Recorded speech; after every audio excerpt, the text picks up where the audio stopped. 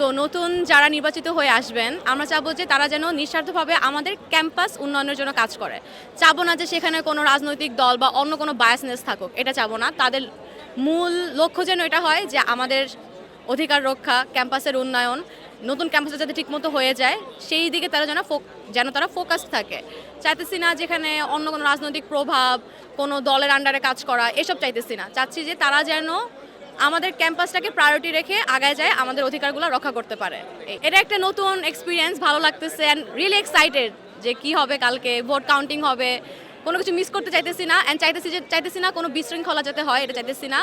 So দেখি কি হয়, ভালো লাগতেছে, সবাই পরিচিত হইতেছে, কথা বলতেছি, সবার ইস্তেহার শুনতেছি, সবার কি ধরনের চিন্তাভাবনা আছে, পরিকল্পনা আছে, এগুলো জানতে পারতেছি। তো ভালো লাগতেছে সবার কথাবার্তা শুনে। না প্যানেল ধরে, হ্যাঁ প্যানেল ধরে ভোট দিব না, যে প্যানেলে হোক, স্বতন্ত্র হোক, যে যেখানে যোগ্য সেখানে ভোটটা যাবে।